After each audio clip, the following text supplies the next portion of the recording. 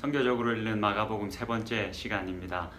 저번 시간의 이야기를 잠깐 저희들 떠올리면서 함께 나눠보면 좋겠습니다. 저번 시간은 이제 복음서의 기록 목적이 무엇이었을까라는 이야기를 함께 나누었었습니다. 그 이야기를 나누면서 복음서가 기본적으로 여러 가지 자료들을 가지고 이것을 면밀히 살펴서 기록했다. 그리고 그 기록할 때에는 그 복음서를 받아 읽게 되는 독자들의 신앙을 수호하기 위해서 그렇게 복음서를 기록했다라는 이야기를 함께 나눴었습니다. 그래서 이제 마가복음 이야기를 조금 해보자면 마가복음이 이제 AD 67년에서 70년 정도 사이에 기록되어졌다라고 본다면 그 당시는 이제 이 예루살렘이 로마 군대로부터 함락되고 예루살렘 성전이 이제 회파되어지는 이제 마지막 남은 희망의 불씨마저도 완전히 사그라져 버린 그런 절망적인 현실에 그 근간 어느 때쯤 마가복음이 기록이 됐을 겁니다. 그때에 아마 그리스도인 된 자들도 성전이 회파되어지는 모습 그리고 완전히 나라가 무너지는 모습을 보면서 정말 예수 그리스도가 왕이실까? 정말 예수 그리스도가 하나님의 나라를 다시 시작하게 하신 메시아였을까라는 의문을 분명히 가졌었을 겁니다. 그러면서 그 믿음의 길에서 이탈하는 자들도 있었을 것이고 그런 자들에게 마가복음의 저자는 이 구약에 기록되어져 있는 이스라엘의 이야기가 다시 한 번 더 그 예수 그리스도 안에서 어떻게 성취되었는지 이 예수 그리스도가 왜 그럼에도 불구하고 하나님의 아들이시고 하나님이 세우신 왕이신지를 이렇게 직접 증명하면서 기록한 것이 마가복음입니다. 그래서 그 당시에 그 끔찍한 상황 속에서 흔들렸을 독자들이 그 말씀을 보고 그래 내가 걸어가고 있는 이 믿음의 길이 틀리지 않았다. 이 길이 예수 그리스도가 걸어가신 그 십자가의 길 왕이 되신 그 길이다 라는 것을 기억하면서 버텨 나갔을 겁니다. 그런 이야기를 이제 저희가 저번 시간에 함께 나눴습니다. 오늘은 마가복음 저번 시간에 이제 마가복음이 기록되기 전에 이야기들을 했다면 오늘은 마가복음이 기록된 이후에 대한 이야기를 좀 해보면 좋겠습니다. 공간복음서 마태, 마가, 누가 복음의 이 기록들이 우리가 잘 아는 것처럼 공통점도 있고 차이점도 있습니다. 어떤 사건들을 기록함에 있어서 이들이 정말 비슷하게 어디서 똑같은 자료를 보고 베끼지 않았으면 불가능할 것 같은 그런 공통점도 있고 근데 이런 사건들을 기록함에 있어서 뭔가 순서도 다르고 단어도 다르고 뉘앙스도 다른 그런 차이점도 분명히 있습니다. 그래서 이 공간복음서에 등장하는 이 공통점과 차이점이 어떻게 존재하고 있고 그 공통점과 차이점이 우리들에게 시사하는 바가 무엇인지를 연구하는 분야가 이 신약 아래에 있는 이 연구 주제 중에 하나가 공간복음서 문제라고 할 수가 있습니다. 저번 시간에 제가 정리를 해드렸던 것처럼 마가복음은 이제 AD 67년에서 한 70년 근간쯤에 기록되어졌을 것이다 라고 봅니다. 그냥 편하게 70년이라 하겠습니다. 마태와 누가복음은 AD 80, 요한은 90, 이 정도로 90년 이후로 아마 요한복음이 기록되어졌을 것이다 라고 봅니다. 근데 처음부터 이렇게 학자들 간의 이 동의가 이루어진 것은 아니었습니다. 초반에는 사실 이 마태복음이 가장 먼저 쓰여졌을 것이다 라고 주장하는 학자들이 많았고 대부분 거기에 또 동의를 했었습니다. 그런데 시간이 지나면서 학자들이 더 열심히 좀 성경을 연구하다 보니까 확실히 이 마가복음이 먼저 쓰여졌을 것이다 라고 결론을 내렸습니다. 왜냐하면 거기에는 이제 몇 가지 이유들이 있는데 그냥 뭐 복잡한 것들은 다 좀 저희들이 차치하고 좀 쉽게 이야기를 해보자면 마가복음이 굉장히 투박합니다. 여러분 마가복음의 기록을 보면 뭔가 다듬어지지 않았다. 그리고 그것을 읽게 되는 독자들을 배려하지 않았다라는 느낌이 듭니다. 예를 들면 저번 시간에 제가 말씀드렸던 것처럼 12사도들 베드로를 중심으로 한 12사도들이 여러분들 보시면 예수님과 가장 많이 시간을 보낸 내부자들이지 않습니까? 근데 마가복음은 어떻게 그들을 그리냐면 가장 깊은 내부자들인데 그들이 가장 예수 그리스도의 정체성을 이해하지 못합니다. 예수 그리스도의 정체를 이해하지 못합니다. 예수 그리스도가 하나님의 아들이심을 제일 못 알아보고 제일 이해 못하는 자들이 베드로를 중심으로 한 12사도들로 기록이 됩니다. 근데 이 당시에는 여전히 12사도들의 그 영향력이 큰 때입니다. 그러면 그런 기록들을 보면 독자들이 오해할 수 있고 여러 가지로 이제 이 생각이 복잡해질 수 있는데 마가복음은 거기에 아랑곳하지 않고 그냥 있는 그대로 다 써버립니다. 그리고 마가복음 6장에 또 하나의 예를 더 들어보자면 마가복음 6장에 가보면 예수님이 그 고향인 나사렛에서 배척받는 이야기가 기록이 되어져 있습니다. 이게 마태복음 13장에도 동일하게 기록이 되어져 있는 내용인데 그 내용이 살짝 다릅니다. 마가복음이 얼마나 투박하냐면 이 마가복음 6장에서는 예수 그리스도가 그 자신의 고향 그 땅에서 어떠한 이적과 기사도 행할 수 없었다. 마치 예수 그리스도가 굉장히 무능력했다라는 식의 기록을 투박하게 남깁니다. 그런데 마태복음은 이런 오해의 소지, 예수 그리스도가 고향에서는 힘을 못 쓰나? 이게 뭐지? 라고 하는 그렇게 생길 수 있는 오해를 마태복음은 잘라버립니다. 그래서 그냥 예수 그리스도가 그 고향 땅 배척하는 그 고향 땅에서는 이적과 기사를 행하지 않았다라고만 기록을 합니다. 그러니까 마가복음은 투박한데 마태복음과 누가복음은 마가복음에 비해서 훨씬 더 세련되어 있습니다. 여러 가지 오해의 그 독자들이 읽으면서 생길 수 있는 여러 가지 오해의 여지들을 마태복음과 누가복음은 많이 이게 수정 보완해 놓은 느낌을 우리들에게 많이 풍깁니다. 그래서 제가 이제 마가복음은 투박하고 마태복음과 누가복음은 조금 더 세련되어져 있다라고 말씀을 드리는 겁니다. 이런 이 본문에서 보여주고 있는 정보들을 근거로 저자들은 아마도 마가복음이 먼저 기록되어졌을 것이고 그리고 마가복음이 이때 이 한참 이제 이 유대 땅이 완전히 몰락하는 그 시대쯤에 마가복음이 기록되어졌을 것이고 그 이후로 한 10년 지난 즈음에 마태복음과 누가복음이 아주 비슷한 시기에 기록되어졌을 것이고 요한복음은 그 이후 AD 90년 훨씬 이후에 이제 기록되어졌을 것이다. 이 공간복음서만 우리가 같이 이야기해 보면 좋겠습니다. 이 공간복음서는 이 타이틀에서 우리들에게 보여주고 있는 것처럼 공관, 그러니까 영어로 하면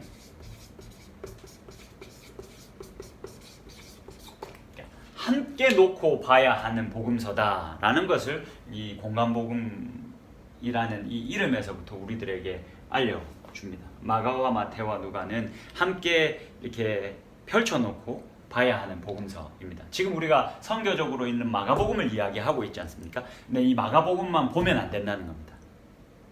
이 공간복음서가 복음서 문제가 우리들에게 시사하는 바가 그겁니다. 마가복음만 보면 안 된다. 마가복음을 볼 때 만약에 공간복음서를 보고 있다면 마태와 누가도 함께 봐야 한다. 라는 것이 이 공간복음서 문제라는 우리 이 신학의 연구 분야에서 우리들에게 시사해 주고 있는 바입니다. 여러분 이 얘기를 조금만 더 해보자면 비슷하게 저번 시간의 연장선에서 이 마가와 마태와 누가는 어떠한 자료를 가지고 있었을까? 어떤 자료를 가지고 이제 복음서를 기록했을까에 대해서 이야기를 함께 나눠보면 좋겠습니다. 이게 이제 사실 학자들이 지금까지 내린 결론을 우리가 좀 간단하게 살펴보도록 하겠습니다. 제가 이해한 정도까지만. 일단은 마가복음이 이제 가장 먼저 기록되어졌습니다. 그리고 마태와 누가가 이제 그 다음 기록되어졌겠죠. 그래서 마태와 누가복음을 살펴보면 분명히 이거는 마가복음에서 그대로 가져왔다 라고 생각할 수밖에 없는 공통점들이 드러납니다. 그래서 학자들이 이 마가복음을 마태와 누가가 자료로 사용했구나 라고 주장합니다. 그럴 수밖에 없죠. 이게 뭐 헬라어 단어나 뭐 순서 문장의 구성이나 뭐 뉘앙스나 이런 것들이 너무 그대로 되어져 있기 때문에 그러니까 거의 이 마가복음을 옆에 놓고 그대로 이렇게 그대로 이렇게 썼을 것이다 라고 볼 수밖에 없는 기록들이 있기 때문에 마가복음을 원래 자료로 하고 있었을 자료로 사용했다라고 이제 우리가 추측할 수 있습니다. 그런데 이 마가복음에는 없는데 마태와 누가만 서로 공유하고 있는 자료가 있습니다. 또 너무 비슷하게 둘 다 뭔가 이렇게 하나의 또 자료로 갖다 놓고 그걸 그대로 쓴 것 같이 비슷한 내용 그 공통점들이 마태와 누가복음에 나타납니다. 그래서 이에 대해서 학자들은 두 가지로 추측을 합니다. 첫 번째는 Q라는 문서가 있었을 것이다. 기원, 자료라는 뜻을 가진 기본적인 뜻을 가진 독일어 단어의 첫 번째 이니셜을 따서 Q라는 문서가 있었을 것이다. 이 Q라는 문서는 아마도 예수님의 가르침의 모음집이었을 것이다. 예수님의 어록의 모음집이었을 것이다. 그것을 이제 아마도 마태와 누가복음이 또 자료를 가지고 썼을 것이다 라고 추측합니다. 두 번째 추측은 이 누가복음이 마태복음을 자료로 사용했을 것이다. Q 문서를 같이 자료로 사용하지 않았으면 아마도 누가복음이 마태복음을 또 자료로 사용해서 썼을 것이다 라고 주장합니다. 사실 뭐 둘 다 가설입니다. 우리가 확실히 알 수는 없습니다. 근데 이제 이렇게 공간복음서에 등장하고 있는 공통점과 차이점을 보면 이런 가설들이 가능하다라는 것을 우리가 알 수가 있습니다. 그리고 마태복음에 보면 또 마태복음만 가지고 있는 기사들이 있습니다. 기록들이 있습니다. 그래서 아마 마태복음만 가지고 있었던 어떤 자료들을 참고하지 않았을까. 그리고 누가복음도 누가복음만 가지고 있는 기록들이 독특한 기록들이 있기 때문에 누가만 가지고 있던 특별한 자료를 보고 기록을 했을 것이다. 이렇게 이제 대부분 이런 자료들을 가지고 공간복음서는 기록되어지지 않았을까라고 이제 학자들이 추측합니다. 근데 뭐 여러분 이거는 그냥 여러분들이 한 번만 그래도 가볍게 들어보시면 재밌을 수 있는 내용이기 때문에 제가 정리를 한번 해 드렸습니다. 이런 그 복음서가 가지고 있는 특별히 공간복음서가 가지고 있는 상호 관계성은 우리들로 하여금 이 공간복음서를 볼 때 반드시 비교, 대조하며 복음서를 읽어야 저자가 전달하려고 하는 핵심 메시지가 분명해진다, 명확해진다 라는 것을 우리들에게 말해주고 있습니다. 왜냐하면 각각의 자료를 가지고 사용했지 않습니까? 그 자료를 가지고 글을 쓰면서 그 자료를 있는 그대로 가져오지 않고 뭔가 그 자료의 내용을 수정하거나 뭐 이렇게 했다는 것은 그냥 뭐 심심하니까 하지 않았을 거 아닙니까? 어떤 분명한 자신이 전달하려는 목적 아래에서 각자 그 동일한 예수의 이야기를 그리고 여러 자료들 속에서 가지고 오면서 자신의 목적에 따라 쉽게 말하면 입맛에 맞게 기록을 한 겁니다. 그래서 이 공간복음서를 비교 대조하면서 읽으면서 이 마가복음의 저자는 어떤 특별한 표현을 사용했는가? 동일한 사건인데 동일한 평행 구절 속에서 이 마가복음의 독특성은 무엇인가에 집중해서 보면 결국 마가복음의 저자가 우리 독자들에게 전달하려고 하는 핵심 메시지가 분명해진다라는 것을 우리가 알 수가 있습니다. 자, 여러분, 그러면 이 이야기들을 바탕으로 오늘 본문을 한번 봐보겠습니다. 뭐 많이 볼 수는 없고 저희들이 마가복음 1장 9절에서부터 11절까지의 말씀을 함께 보면 좋겠습니다. 예수님이 세례 요한으로부터 세례를 받으시는 이야기가 기록되어져 있는 장면입니다. 같이 한번 간단히 한번 살펴보면 좋겠습니다. 그리고 이 공간복음서 문제가 시사하는 바 이렇게 비교 대조해서 읽을 때 그 저자의 메시지가 명료해짐을 좀 우리가 이 본문을 통해서 한번 확인을 해보면 좋겠습니다. 10절을 보시면 이제 오늘 그냥 시간이 많지 않기 때문에 10절만 저희들이 제대로 좀 한번 보면 좋겠습니다. 10절을 보시면 이렇게 기록되어져 있습니다. 곧 물에서 올라오실새 하늘이 갈라짐과 성령이 비둘기같이 자기에게 내려오심을 보셨다.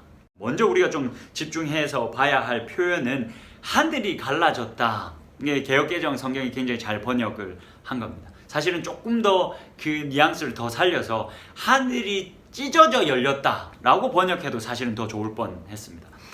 평행 구절인 다른 마태복음과 누가복음을 보면 이렇게 기록되어져 있지 않습니다. 그냥 마태복음과 누가복음은 제가 이게 좀 띄워드릴 텐데 화면에 한번 그 비교해서 한번 보시면 좋겠습니다. 마태복음과 누가복음은 그냥 하늘이 열렸다라고 기록하는데 마가복음은 특별한 이 표현을 사용해서 하늘이 이렇게 찢어졌다, 갈라졌다, 찢어졌다라는 표현이 저는 더 적합할 거라고 생각하는데, 하여튼 이게 찢어져서 열렸다라고 기록을 하고 있습니다.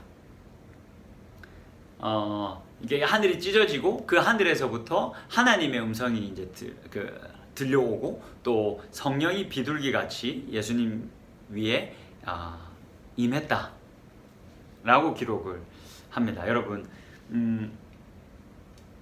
이 부분을 좀 잘 이해하기 위해서는 이 하늘이 찢어졌다라는 표현을 잘 이해하기 위해서는 유대인들이 기본적으로 가지고 있던 하늘에 대한 개념을 좀 저희들이 이해할 필요가 있습니다. 뭐 그냥 이해를 돕기 위해서 그림을 한번 그려보자면 이게 뭐 이렇게 땅이라고 쳐보시죠. 이 밑은 이제 뭐 쉐올이라고 뭐 우리가 간단히 생각한다면 이제 여기가 하늘입니다. 하늘이라고 생각을 해보시죠. 이제 이런 하늘에 대한 유대인들이 가지고 있던 개념을 잘 드러내고 있는 본문이 하나 있는데 그 본문을 좀 보면서 같이 이야기를 나눠보면 좋겠습니다. 출애굽기 24장 10절과 11절입니다. 제가 한번 읽어 드리겠습니다. 이스라엘의 하나님을 보니 그의 발 아래에는 청옥을 편듯하고 하늘같이 청명하더라. 자, 10절을 보시면 뭐라고 기록하고 있습니까? 지금 이게 어떤 내용이냐면 그냥 이게 뭐 이렇게 시내산이라고 해보시죠. 이 시내산이라고 해보면 지금 시내산에 그 모세와 아론, 나답과 아비후 그리고 이스라엘의 이 70명의 장로들이 여기에 오른 겁니다. 여기에 이제 올라선 겁니다. 뭐 여러분 잘 보이십니까? 안 보이겠구나. 하여튼 여 위에 올라섰다라고 여러분들 생각해 보시죠. 그리고는 하늘을 봤더니 이 10절에 기록되어 있기에는 그들이 이제 하나님을 보니 그의 발 아래에는 청옥을 편듯하고 하늘같이 청명하더라. 이 하늘이 하나님의 발 아래에 있었다. 그러니까 지금 이 하늘이 구분선이 되고 있는 겁니다. 지금 하나님의 임재가 쉽게 말해서 그림으로 그려보자면 이게 이렇게 이 좀 좁아서 그런데 하여튼 발이라고 해보시죠. 이게 하나님의 발. 뭐 이렇게 그리는 게 좀 너무 좋지는 않을 것 같은데 하여튼 하나님 발이라고 생각하면 하나님의 발이 이 하늘에 다 있는 겁니다. 인간들은 여기에 존재하고 있고, 그러니까 이 하늘이 하나님의 임재를 구분하고 있는 선과 같은 역할을 하고 있다라고 지금 유대인들은 이해하고 있음을 우리가 볼 수가 있습니다. 24장을 통해서. 11절을 이어서 한번 보시면 하나님이 이스라엘 자손들의 존귀한 자들에게 손을 대지 아니하셨고 그들은 하나님을 뵙고 먹고 마셨더라. 여기서 이 산 위에서 이 하늘 위에 계신, 하늘을 발로 밟고 서 계신 그 하나님을 뵙고 함께 먹고 마셨더라. 그 당시에 유대인들은 하나님을 실제로 만나면 뵈면 죽는다라는 신적 경외감을 가지고 있었습니다. 근데 그들이 그렇게 그 하늘 위에 하늘을 발로 밟고 서 계신 그 하나님을 보고도 죽지 않고 그 하나님을 뵙고 보고 함께 먹고 마셨다라고 기록을 합니다. 여기서 중요한 것은 이 하늘이 하나님의 임재의 기준선의 역할을 한다라고 유대인들은 인식을 하고 있었다라고 여러분들이 생각을 하시면 됩니다. 그런데 지금 그 기준선 역할을 하는 그 하늘이 이 찢어졌다를 어떻게 표현하죠? 그림으로 뭐 이렇게 해보시죠. 이 그림 실력이 없어가지고 이렇게 이걸 하나님이 찢어버리시고 거기에 이 하늘 기준선이 되는 이 하늘이 찢어지고 여기서부터 성령이 비둘기 같이 예수님에게 임했다라고 지금 마가복음은 기록을 하고 있는 겁니다, 여러분. 이 마가복음이 이렇게 마태복음과 누가복음은 굳이 하늘이 열렸다라고 기록을 하는데 마가복음은 하늘이 찢어졌다라는 단어를 사용합니다. 근데 마가복음의 저자는 이 하늘이 찢어졌다 할 때 이 찢어졌다라는 이 표현을 한 번 더 사용합니다. 그게 언제냐면 그 성소와 지성소를 구분하고 있던 휘장이 위에서부터 아래로 찢어졌다라는 표현을 다시 한 번 더 마가복음 저자가 사용을 합니다. 이때 예수님이 죽으셨을 때 동일한 단어를 사용합니다. 이 부분을 우리가 조금만 더 생각을 해보면 좋겠습니다. 하나님의 임재 장소에 대해서 저희들이 좀 한 번 더 생각을 해봅시다. 자, 여러분, 하나님의 임재가 원래 처음에는 에덴에서는 이 하늘과 땅 가운데 사실은 충만했습니다. 하나님의 임재가. 그래서 딱히 이 하늘이 하나님의 임재를 구분하는 기준선이 되지 못했습니다. 하나님이 이 하늘과 땅, 이 천지에 충만하게 임재해 계셨습니다. 근데 죄로 인해서 하나님의 임재가 제한됩니다. 여러분, 그게 출애굽기 25장에 보면 내가 이 날개 그룹, 언약궤 위 있는 이 그룹 날개 아래에서 내가 너희들을 이제는 만나겠다라고 약속하십니다. 이 지성소에 하나님의 임재의 약속, 하나님의 이름이 여기에 머물고 하나님의 존재가 여기에 머물고 그와 동시에 유대인들은 이제는 이 하나님이 이제 여기에 서시는 겁니다. 하나님 발 아래에 이제 하늘을 밟고 서는 이제 기준점이 되는 겁니다. 이게 쉽게 여러분들 좀 쉽게 이해하시려면 하나님의 임재가 하늘에 있고 그리고 이 땅에서는 지성소라는 아주 좁은 장소에 제한되었다. 죄로 인해서 그렇게 제한되어졌다. 솔로몬 때에 여러분 그 언약궤가 지성소에 있던 이 언약궤가 어디로 옮겨집니까? 성전으로 옮겨집니다. 그래서 하나님의 임재가 이제 이 조금은 더 확장됩니다. 여전히 여기에 계시고요. 하나님은 하늘이라는 기준선 위에 계시고 또 이 땅에서는 성전에 하나님이 임하신다라는 약속을 합니다. 그래서 열왕기상 8장 29절과 30절을 보면 좀 이렇게 기록되어져 있습니다. 이것을 한번 보면 좋겠습니다. 주께서 전에 말씀하시기를 내 이름이 거기 있으리라 하신 곳 이 성전을 향하여 내 이름이 성전에 있을 것이다 라고 말씀하셨다. 그러니까 이 구약 성경에서 이름은 그 사람의 존재를 대변하는 역할을 합니다. 그래서 하나님이 여기에 거하신다. 내 이름이 거기 있으리라 하신 곳 이 성전을 향하여 주의 눈이 주야로 보시오며 주의 종이 이곳을 향하여 비는 기도를 들어주십시오. 우리가 만약에 이곳을 향해서 바라보고 기도하면 하나님의 이름이 여기 계시니 하나님의 존재가 이 땅에서는 여기에 있으니 우리의 기도를 들어주십시오. 그래서 바벨론에 포로로 끌려간 이 다니엘이 이 창문을 열어두고 계속 기도하지 말라고 하는데도 기도하죠. 근데 이 창문을 열어둔 그 방향이 예루살렘 이 성전이 있는 곳을 향해서 문을 열어서 계속 기도했다. 왜냐하면 여기에 하나님의 이름이 거하고 하나님의 그 말은 이제 하나님의 존재가 여기 거한다. 이 땅에서는 하나님이 여기에 임재하신다. 라고 유대인들이 생각을 했기 때문에 그렇습니다. 자, 이렇게 이 땅에서는 죄로 말미암아 하나님의 임재가 이렇게 제한받아져 왔습니다. 근데 지금 이런 상황 속에서 저자가 이야기를 하는 겁니다.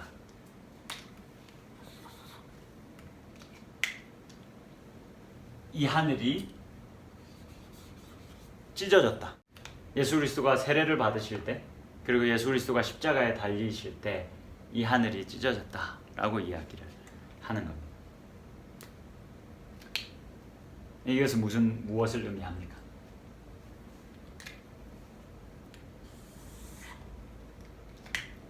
다시 한번 이 하늘의 이 구분선 위에 존재하시던 하나님의 임재가 이제는 제한되지 않고 이 땅에서도 제한되지 않고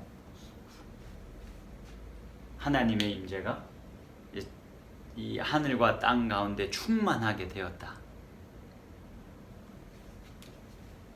또 다른 말로는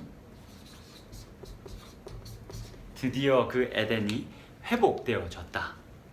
그렇게 하나님의 나라가 하나님이 충만하게 임재하시던 이때에 이 하나님의 나라가 예수 그리스도가 세례 받으시는 그때에, 그리고 예수 그리스도가 십자가에 달리시는 그때에 하늘이 찢어져, 하나님이 그 하늘을 찢어버리시고 구분선이었던 이 하늘을 찢어버리시고 다시 한 번 더 하늘과 땅의 충만한 임재를 하나님께서 만들어내셨다. 그렇게 시작하셨다. 하나님의 나라를, 에덴을 다시 그렇게 시작하셨다 라고 지금 마가복음의 저자가 우리들에게 선포하고 있는 겁니다.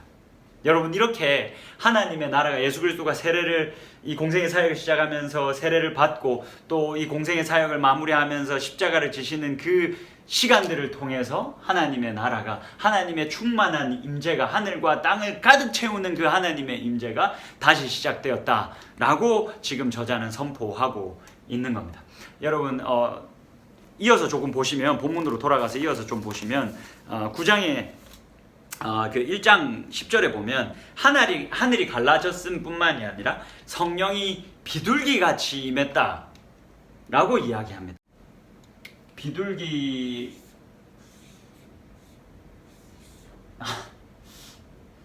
비둘기라고 해주십시오. 비둘기라고 하죠. 이 비둘기가 하늘이 찢어지고 성령이 비둘기같이 예수님에게 임했다. 성령이 비둘기같이 임했다라고 기록을 합니다. 이것은 무슨 이야기를 사실은 저자가 하고 싶은 걸까요? 여러분, 이 비둘기 하면 어떤 사건이, 구약 성경 중에 어떤 사건이 여러분들 좀 싹 스쳐 지나가십니까?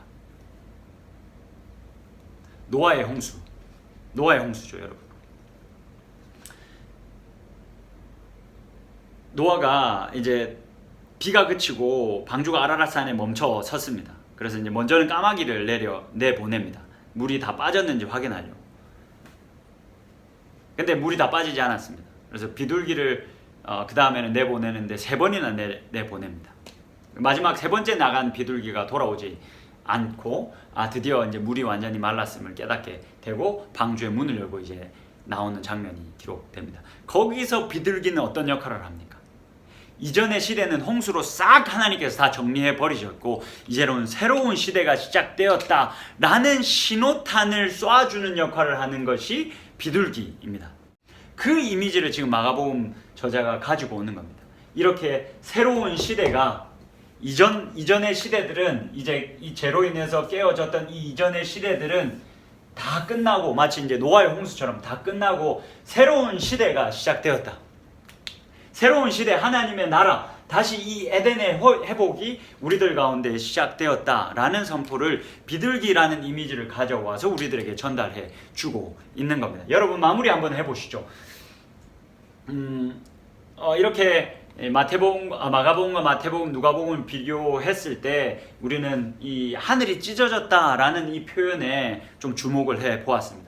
이 하늘이 찢어졌고 성령이 비둘기같이 임했다라는 이 표현들 속에서 마가복음의 저자가 명확히 그 독자들에게 전달하려고 했던 메시지가 무엇입니까? 이렇게 예수 그리스도가 공생의 사역을 시작하면서 하나님의 나라가 시작되었다. 그렇게 공생의 사역이 시작됐고 실제로 이 가난하고 아프고 소외되고 죄인으로 취급받던 사람들을 고치시고 얼싸 안아주시고 그들을 회복시켜 주시고 그렇게 결국 사시다가 십자가에 달려 죽으시면서 그렇게 하나님께서 기대하시던 새로운 나라 에덴의 회복이 시작되었다. 우리들 눈에는 지금 너무나도 절망스러운 현실만 눈에 보이겠지만 속으면 안 된다.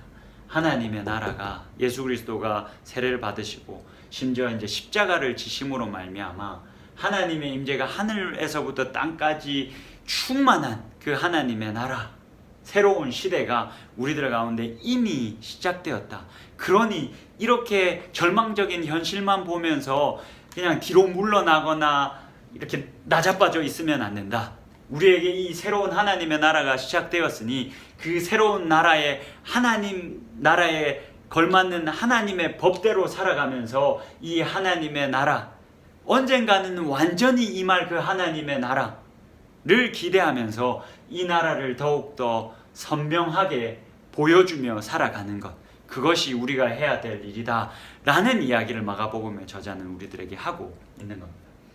여러분, 마가복음에서 이야기하고 있는 것처럼 예수 그리스도로 말미암아 이 깨어진 세상 가운데 하나님 나라가 임했습니다. 물론 지금은 완전히 임한 것이 아닙니다. 예수 그리스도가 다시 오시는 그날 하나님의 나라가 온전히 이 땅 가운데 임하게 될 겁니다. 마치 물이 바다를 덮음 같이 이사야 선지자가 예언하고 있는 것처럼 여러분, 물은 생명과 은혜를 상징하지 않습니까? 당시 구약 성경에서 바다는 이 혼돈을 상징합니다. 이 깨어진 세상 가운데, 이렇게 심하게 깨어진 세상 가운데 하나님의 나라, 이 물이 바다를 덮음 같이 이 깨어진 세상을 하나님의 나라로 하나님이 덮으셨습니다. 그리고 예수 그리스도가 다시 오시는 그날 물이 이 바다를 완전히 덮었음을 하나님이 우리들에게 보여주실 겁니다. 확인하게 하실 겁니다. 그러면 이 시대를 살아가고 있는, 아직 하나님 나라가 이미 임했지만 아직 임하지 않은 이 시대를 살아가고 있는 우리들은 어떤 역할을 하며 살아야 하겠습니까? 계속 물이 바다를 덮을 수 있도록 하나님의 법대로 살아가면서 예수 그리스도의 그 선교사에게 우리가 동참해서 우리도 동일하게 이 깨어진 세상을, 깨어진 내 가족과 내 이웃과 내 친척과 내 친구들을 회복하는 그 사역에 우리도 동참할 수 있어야 합니다. 여러분, 이렇게 하나님 나라는 시작되었습니다. 우리들 눈에 보이지 않지만 여러분 믿으십시오. 하나님 나라가 시작되었습니다. 그 나라 안에서 살아가면서 이 깨어진 세상을 싸매어가며 그렇게 회복시켜가며 그렇게 하나님의 선교 사역에 동참하며 살아갈 수 있는 저와 여러분이 될 수 있기를 주님의 이름으로 축복합니다. 오늘은 여기까지 하겠습니다. 수고하셨습니다.